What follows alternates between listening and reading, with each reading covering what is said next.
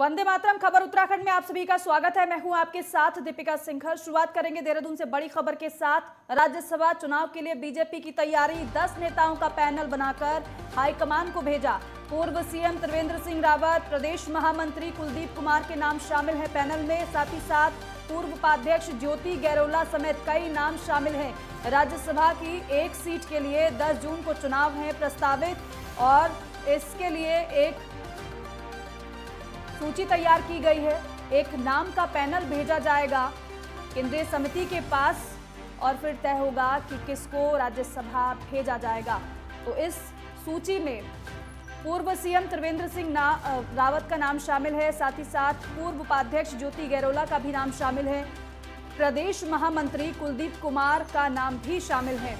तो अभी तक राज्यसभा के लिए जो नाम भेजे गए हैं उनमें पूर्व सीएम त्रिवेंद्र सिंह नाम का शामिल है नाम, और प्रदेश महामंत्री कुलदीप कुमार का नाम भी शामिल है। पूर्व उपाध्यक्ष ज्योति गैरोला का नाम भी इस लिस्ट में शामिल है। आपको बता दें कि राज्यसभा की एक सीट के लिए 10 जून को चुनाव प्रस्तावित है और इसीलिए तैयारी भारतीय जनता पार्टी की भी है।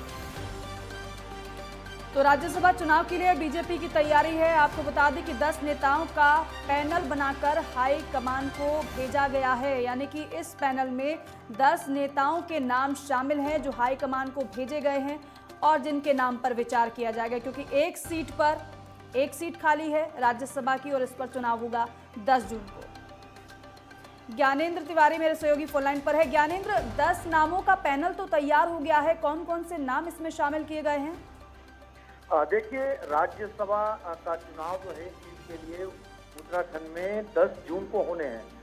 पार्टी की तरफ से जिस तरीके से तमाम जो नाम चर्चाओं में थे 10 नामों का एक पैनल बना के केंद्रीय हाईकमान को भेज दिया गया है। अगर हम देखें जिस तरीके से जो चर्चाएं चल रही थी जिन नामों में, तकरीबन कुछ नाम इस पैनल में शामिल किए हैं। खासतौर पे देखा जाए तो पूर्व मुख्यमंत्री त्रिवेंद्र सिंह रावत, इसके अलावा जो महामंत्री हैं भाजपा के कुलदीप कुमार, इसके अलावा जो पूर्व उपाध्यक्ष हैं ज्योति गैरोला, और इसके अलावा अगर हम देखें जिस तरीके से पूर्व विधायक आशा नौटियाल हैं, कई ऐसे और नाम हैं। अगर हम देखें भाजपा के ओबीसी मोर्चा के जो पूर्व प्रदेश अध्यक्ष श्यामवीर सैनी है, इनका भी नाम है।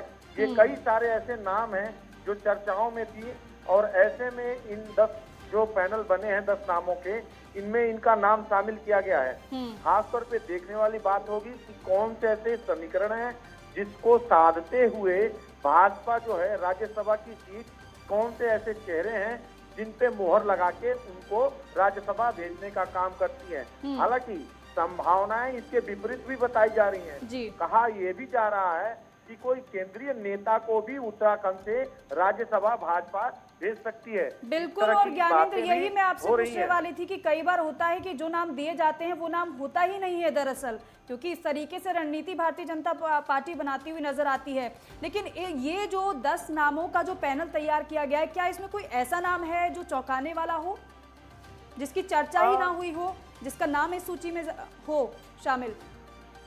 देखिए, जिस तरीके से एक पैनल भेजना एक प्रोसीजर होता है पार्टी के अंदर, जिस तरीके से चुनाव के दौरान, और भाजपा की तरफ से जो 10 नाम भेजे गए हैं, ये कहीं ना कहीं संगठन स्तर पे और चुनाव में काफी अहम जिम्मेदारियां निभाने वाले लोग हैं। और हालांकि बड़े पदों पे भी कई ऐसे लोग हैं जो रहे हैं, चाहे वो पूर्व मुख्यमंत्री हो या फिर संगठन पे काम करने वाले लोग हों।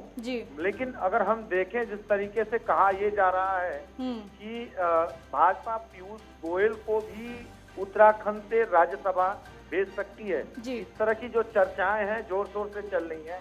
दूसरी तरफ देखा जाए, कहीं ना कहीं हमने ये देखा है कि जो पैराशूट प्रत्याशी होते हैं, ऐसे कई बार कहीं ना कहीं चुनाव में उनको उतारा जाता है। मौजूदा समय में हमने ये कहीं ना कहीं जो चर्चाएं चल रही हैं उसका इतिहास देखना भी पड़ता है कि उत्तराखंड के अंदर इस तरह की प्रवृत्ति रही है कि नहीं है। हमने कई बार देखा है भाजपा और कांग्रेस के अंदर, अगर हम देखें जिस तरीके से कांग्रेस ने कई ऐसे बाहरी जो नेता रहे हैं, अगर हम राज बब्बर की बात कर लें, राज बब्बर को उत्तराखंड से राज्यसभा भेजने का काम किया था कांग्रेस ने।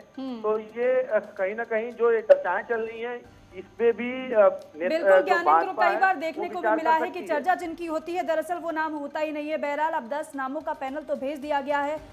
किस नाम पर विचार हो जाता है वो देखना होगा। फिलहाल आपका बहुत शुक्रिया जानकारी के लिए। खबरों में आगे बढ़ेंगे। दिल्ली के प्रदेश कार्यालय में प्रवासी उत्तराखंडी के सम्मेलन का आयोजन हुआ और जहां उत्तराखंड के सीएम पुष्कर सिंह धामी ने कार्यक्रम को संबोधित किया। सीएम धामी ने अपने विचारों से सभी को अवगत कराया और वहीं पर कई योजनाएं और परियोजनाओं के बारे में भी बात की। वहीं पत्रकारों ने मुख्यमंत्री पुष्कर सिंह धामी से चारधाम यात्रा के बारे में प्रश्न भी पूछे तो उन्होंने बताया कि चारधाम यात्रा में आ रहे यात्रियों के लिए वैक्सीनेशन होना जरूरी है।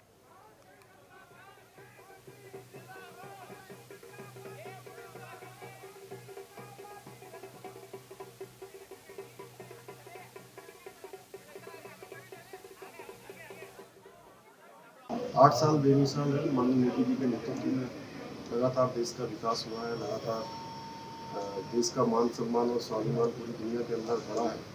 एक नया भारत, आत्मनिर्भर भारत मिलकर स्वाभिमानी भारत, शक्तिशाली भारत और पूरी दुनिया को दिशा देने वाला जो भारत, जिसके बारे में लोग कल्पना करते थे, मोदी जी के रूप में आगे बढ़े। चंपावत का चुनाव चल रहा है कि वहाँ पे माँ पूर्णागिरी की भूमि है, माँ गुंजी महाराज का स्थान है, बाबा गोरखनाथ का स्थान है, हिंगला देवी का स्थान है, रघुपति मैया का स्थान है, माँ बाराही का स्थान है, बाबा बयानदुरा का स्थान है, चतुर्थ की भूमि है। वो धार्मिक भूमि है और उस भूमि में मुझे सेवा करने का अवसर मिला है। वहाँ के लोगों का प्रेम, वहाँ के लोगों का आशीर्वाद लगातार बना हुआ है। उत्तराखंड के मुख्यमंत्री पुष्कर सिंह धामी देहरादून एयरपोर्ट पर वीवीआईपी कल्चर से दूर एक आम आदमी के रूप में नजर आए। वहीं उन्होंने सामान्य यात्री की तरह इकोनॉमी क्लास में दिल्ली तक का हवाई सफर पूरा किया।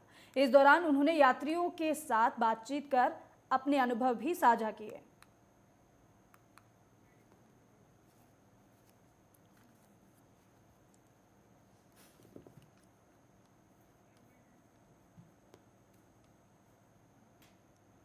खबरों में आगे बढ़ेंगे। केदारनाथ धाम में तीर्थ यात्रियों के स्वास्थ्य में हो रही गड़बड़ी को देखते हुए स्वास्थ्य विभाग ने केदारनाथ धाम में ओपीडी शुरू कर दी है, जिसमें हर रोज 1000 से भी ज्यादा श्रद्धालुओं का स्वास्थ्य परीक्षण किया जा रहा है।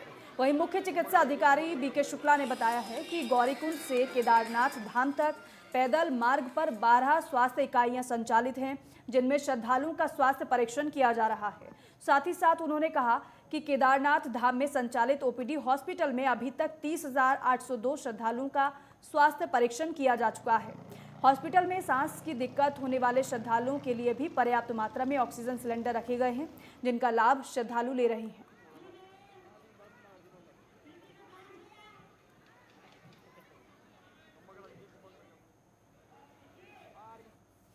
और सोनप्रयाग से 5,850 तीर्थ यात्रियों का पहला दल केदारनाथ के लिए रवाना हो गया है। वहीं शनिवार को 8,250 पुरुषों, 5,541 महिलाओं और 228 नौनिहालों समेत 14,018 तीर्थ यात्रियों ने बाबा केदारनाथ के दर पर पूजा अर्चना कर जलाभिषेक किया। आपको बता दें कि अभी तक 2,83,188 तीर्थ यात्री केदारनाथ धाम पहुंच चुके हैं। आपको यह भी बताएं कि केदारनाथ धाम आने वाले तीर्थ यात्रियों की संख्या में लगातार गिरावट देखने को मिल रही है। सभी शैक्षणिक संस्थाओं में ग्रीष्मकालीन अवकाश घोषित होने के बाद तीर्थ यात्रियों के आवागमन में इजाफा हो सकता है। और बारिश के बाद श्री केदारनाथ धाम का आज का मौसम।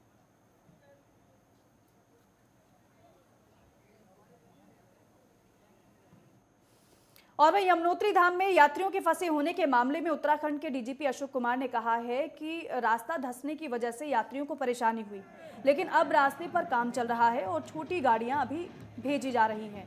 इसके साथ ही प्रशासन की ओर से तैनात की गई शटल टैक्सी की सहायता से बस के यात्रियों को भी ले जाया जा रहा है। फिलहाल कोई भी यात्री फंसा हुआ नहीं है। वहीं डीजीपी अशोक कुमार ने यह भी कहा कि सभी एसपी और पुलिस के आला अधिकारी उनके टच में हैं, कहीं किसी तरीके की कोई परेशानी नहीं है। डीजीपी अशोक कुमार ने साथ ही कहा कि ऋषिकेश में भी यात्रियों के फंसने का कोई मामला नहीं है।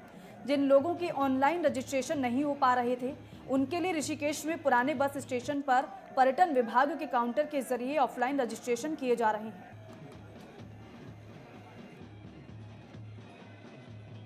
देखिए, एक दिन के लिए, 1.5 दिन के लिए यमुनोत्री में जो है रास्ता बाधित हुआ था और उस कारण से थोड़ी परेशानी आई थी, किंतु रास्ता छोटी गाड़ियों के लिए खुल गया था और हमने जो बड़ी बसें जो नहीं जा पा रही थी उनके लिए भी शटल का वो लगवा दी थी टैक्सी।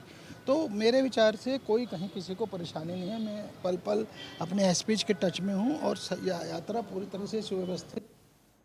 हरिद्वार के पेंटागन मॉल के कैप्टन बार में अचानक से भीषण आग लग गई। आग लगने से अफरा तफरी मच गई। साथ ही साथ आग लगने से लाखों का सामान जलकर खाक हो गया। आनन फानन में घटना की जानकारी फायर ब्रिगेड की टीम को दी गई और फायर ब्रिगेड ने घटनास्थल पर पहुंचकर कड़ी मशक्कत के बाद आग पर काबू पाया। हालांकि अभी आग लगने का कारण स्पष्ट नहीं हो पाया है।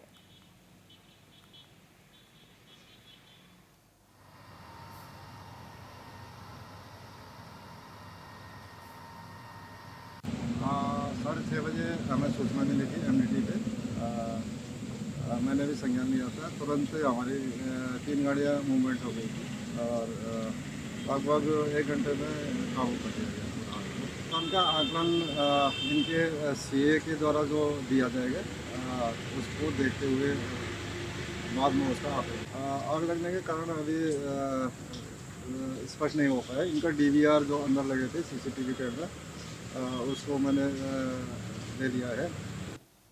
और प्रदेश में शिक्षा सत्र 2022-2023 के तहत सभी प्राथमिक और माध्यमिक विद्यालयों में 1 जून से 5 जुलाई तक ग्रीष्मकालीन अवकाश की घोषणा की गई है। और इस बात की घोषणा महानिदेशक बंशीधर तिवारी की तरफ से एक आदेश जारी कर की गई है। उन्होंने कहा कि हर साल गर्मियों की छुट्टियां 25 मई से पड़ती हैं और 1 जुलाई को स्कूल खुलते हैं, लेकिन इस बार अवकाश 1 जून से घोषित किया गया है। जारी किए गए आदेश में कहा गया है कि सभी विद्यालयों में अंतर्राष्ट्रीय तंबाकू निषेध दिवस के तहत 31 मई को कक्षा 6 से कक्षा 12 तक के छात्र छात्राओं की ओर से तंबाकू निषेध संबंधी शपथ ली जानी है। इसीलिए ग्रीष्मकालीन अवकाश 1 जून से 5 जुलाई तक रहेगा। देखिए, 31 मई को अंतर्राष्ट्रीय तंबाकू निषेध दिवस मनाया जाता है। इस बार उसको पूरे भारतवर्ष में बृहद स्तर पर आयोजन उसका किया जा रहा है। इसलिए हम लोगों ने सारे जो हमारे विद्यालय उनको खोलने का निर्णय लिया गया ताकि बच्चों को उस चीज़ के प्रति जागरूक किया जा सके कि जो हमारा तंबाकू उसका सेवन न करें, उसके संबंध में उनको शपथ भी दिलाई जाएगी। उसी के दृष्टिगत इसको खुले रखने का निर्णय लिया गया। और फिलहाल हम रुक रहे हैं छोटे से ब्रेक के लिए, फौरन लौटेंगे।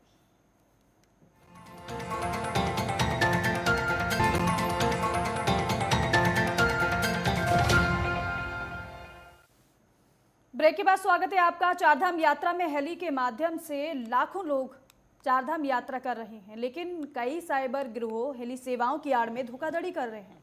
चारधाम हेली टिकट बुकिंग के नाम पर धोखाधड़ी करने वाले साइबर अपराधियों के खिलाफ उत्तराखंड पुलिस की स्पेशल टास्क फोर्स ने बड़ी कार्रवाई की है। STF ने बिहार के नवादा से 2 आरोपियों को गिरफ्तार किया है। वहीं पुलिस महानिरीक्षक अशोक कुमार ने बताया है कि उनके पास कई शिकायतें हेली सेवाओं के फर्जीवाड़े को लेकर मिली थी, जिसको लेकर STF को इसकी जांच में लगाया गया है और आखिरकार इसमें कामयाबी मिली है। DGP अशोक कुमार ने लोगों से आग्रह किया है कि आधिकारिक साइट से ही हेली बुकिंग कराएं, क्योंकि हेली सेवाओं को लेकर भी कई साइबर अपराधी एक्टिव हैं। भाई, जो CM नाम से खबर है ना, ये हमारे नॉलेज में आया था और हमारे लिए चिंता का बड़ा विषय था। कुछ लोगों ने कंप्लेंट किया मुझे फ़ोन पर, तो मैंने उनको रिक्वेस्ट करके उसको FIR में दर्ज करवाया। उनसे कहा कि पहले FIR के रूप में दो। हमने FIR दर्ज कराई और गैंग को आइडेंटिफाई किया। गैंग बिहार और नालंदा का था। मैंने अपनी टीमें STF की वहीं पे फिक्स करा दी और फाइनली उनको सफलता मिली। एक बड़ी सफलता है STF के लिए और उत्तराखंड के लिए भी, क्योंकि मैं लोगों से बार बार कहूँगा कि ऐसे ही हेली सेवा की बुकिंग न कराएं, सिर्फ ऑथेंटिक सोर्स से ही बुकिंग कराएं, क्योंकि इस फील्ड में भी बहुत सारे साइबर फ्रॉड एक्टिव हो गए हैं। और ज्ञानेंद्र तिवारी मेरे सहयोगी फोन लाइन पर हमारे साथ जुड़ गए हैं। ज्ञानेंद्र, ये धोखाधड़ी किस तरीके से सामने आई और अभी तक कितने लोगों को इस तरीके से निशाना बनाया गया है धोखाधड़ी का? देखिए, फर्जी वेबसाइट के जरिए बिहार के कुछ लोगों ने हेली सेवा चारधाम के लिए जो बुकिंग के लिए वेबसाइट खोला था और उसी के जरिए कुछ लोगों को निशाना बनाया गया और ऐसे में उत्तराखंड STF की तरफ से 2 लोगों को गिरफ्तार किया गया। रही बात जिस तरीके से चारधाम में फर्जी तरीके से इन लोगों ने जिस तरीके से लोगों को निशाना बनाया, इस बात को लेके उत्तराखंड की जो पुलिस है अब सतर्क नजर आ रही है। साफ तौर पे ऐसे लोगों के खिलाफ कार्रवाई करने के लिए विशेष तौर STF निगरानी बना के रखी हुई है। लेकिन अगर हम देखें तो चारधाम यात्रा शुरू होते ही जिस तरीके से इस तरह के मामले पहली बार देखने को मिले हैं कि फर्जी तरीके से बुकिंग के नाम पे जो फर्जीवाड़ा है वो किया गया है। अब कहीं ना कहीं जो पुलिस है उत्तराखंड की वो जांच ज्ञानेंद्र, की है मैं चाहूंगी और इन लोगों पे जरा विस्तार से बताइएगा, जो लोग हमें सुन रहे हो वो अगर इस तरीके से धोखाधड़ी का शिकार ना हो। अब कहाँ पर इन लोगों ने अप्लाई किया था, क्योंकि आधिकारिक तौर पर अगर बात की जाए तो व्यवस्था है सरकार की तरफ से और आधिकारिक साइट पर ही हेली बुकिंग होती है। कहाँ पर इन लोगों ने बुकिंग की थी जिसकी वजह से ये लोग धोखाधड़ी का शिकार हो गए? ऑनलाइन जो बुकिंग होती है चार धाम के लिए, हेली सेवा के लिए फर्जी वेबसाइट इन लोगों ने बनाए थे जी। साफ तौर पे देखा जाए जो हेली सेवा है उत्तराखंड के अंदर, उन हेली सेवाओं को पूरी पड़ताल करने के बाद ही जो बुकिंग है वो किया जाए। खास तौर पे उत्तराखंड चार धाम की जो वेबसाइट है वहाँ पूरी जानकारी ली जाए श्रद्धालुओं की तरफ से, उसके बाद ही जो रजिस्ट्रेशन है या फिर हेली सेवा से संबंधित जो बुकिंग है वही किया जाए। पुलिस भी अब इसको लेके सतर्क नजर आ रही है। हालांकि इस तरह की चीजें पुलिस को पहले करनी चाहिए थी, लोगों को इस बात को लेकर अलर्ट करना चाहिए था। और कहीं ना कहीं जब घटना हो गई है उसके बाद पुलिस ने यह संदेश दिया है कि हेली सेवा और कैसी भी बुकिंग हो वो पहले जांच बिल्कुल ज्ञानेंद्र, और हूबहू वैसी ही साइट बनाई होगी इन फर्जीवाड़ा करने के लिए इन आरोपियों ने। यही वजह है कि लोग चकमा खा गए होंगे और उस पर बुकिंग कर ली होगी, जिसके बाद धोखाधड़ी का शिकार हो गए। बहुत शुक्रिया जानकारी के लिए। आगे बढ़ेंगे खबरों में। हरिद्वार के बहादुराबाद थाना क्षेत्र में वरिष्ठ पुलिस अधीक्षक ने अपराधों पर लगाम कसने के लिए टीमें गठित की हैं, जिसमें पुलिस ने मुखबिर की सूचना के आधार पर थाने में पहले से दर्ज मुकदमों के संबंध में जांच की, जिसके बाद पुलिस ने चेकिंग के दौरान 2 बदमाशों को गिरफ्तार कर लिया है और साथ ही साथ पुलिस ने बदमाशों के पास से 9 चोरी हुई बाइक बरामद की है। पूछताछ के दौरान बदमाशों ने बताया है कि मिलकर बाइक की चोरी किया करते थे और सस्ते दामों में ग्राहकों को बेच दिया करते थे। फिलहाल पुलिस ने बदमाशों को गिरफ्तार कर कार्रवाई शुरू कर दी है। चोरी की घटनाएं जब सामने आती थी तो एक टीम भी बनाई गई थी। इसी बीच 21 तारीख को एक विष्णु शर्मा जी हैं, उन्होंने एक तहरीर दी कि इनकी बाइक यहाँ से चोरी हो गई है। उस तहरीर पे होमवर्क जब किया गया और हमारी टीम लगी तो 2 साथी चोरों को गिरफ्तार किया गया, तैयब और Shahbaz.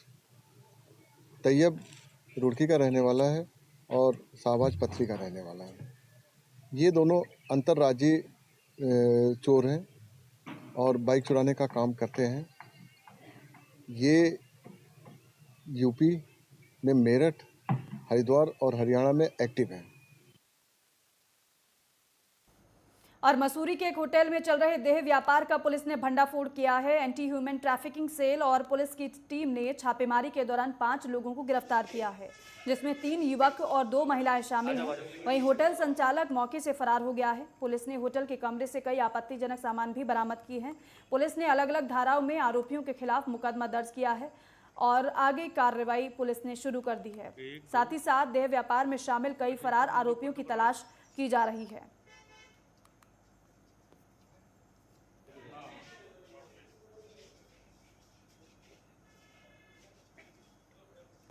Anti human trafficking cell जो हमारा देहरादून का बना हुआ है, उनके द्वारा कल रात से और आज सुबह तक एक ये अनैतिक देह व्यापार के संबंध में कार्रवाई की गई है, जिसमें उनके द्वारा 5 लोगों को, 2 युवतियां हैं और 4 युवक हैं, उनको हिरासत में लिया गया है, जिनके विरुद्ध थाना मसूरी में मुकदमा पंजीकृत है अनैतिक देह व्यापार अधिनियम का, और इनके विरुद्ध कानूनी कार्रवाई की जा रही है।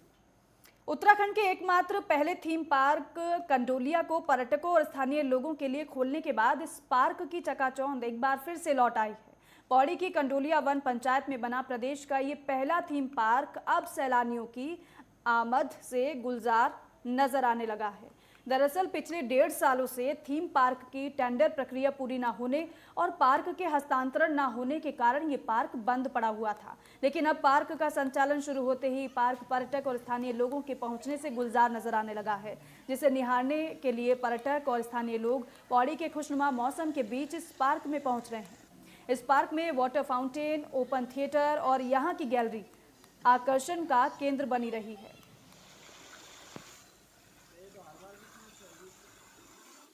मनोरंजन के लिए हमने यहाँ पे बेसिकली बच्चों के लिए तो बहुत कुछ है ही है, बड़ों के हिसाब से हम लोग यहाँ पे अभी नहीं, पर आने वाले कुछ टाइम के अंदर एडवेंचर एक्टिविटीज़ डालेंगे। जनरली आप जितनी भी जगह जाते हैं तो एडवेंचर एक्टिविटीज़ बहुत महंगी होती हैं, 500 रुपये की टिकट मांगता है, कोई 400 रुपये की टिकट मांगता है, तो यहाँ पे ऐसा नहीं होगा, बहुत नॉमिनल है। जैसे हमने पार्क की फीस सिर्फ 5 रुपये रखी है, जो कि हर आदमी दे सकता है। वो 5 रुपये भी इसलिए रखते हैं जिससे कि रखरखाव कर सकें, सफाई कर सकें। उत्तराखंड अपने में बहुत सुंदर है और ऐसी जगह पे ठंडे माहौल में अगर लोगों को आनंद उठाने का मज़ा मिल जाए तो और क्या चाहिए। हम बस यही कहेंगे, चार धाम के जितने भी लोग हैं जो दर्शन करने जा रहे हैं भोले बाबा के, वो लौटते हुए यहाँ 5 या 10 मिनट या आधा घंटा ज़रूर व्यतीत करें। और इन खबरों के साथ ही खबर उत्तराखंड में बस इतना ही। आप देखते रहिए नेटवर्क 10। जय हिंद।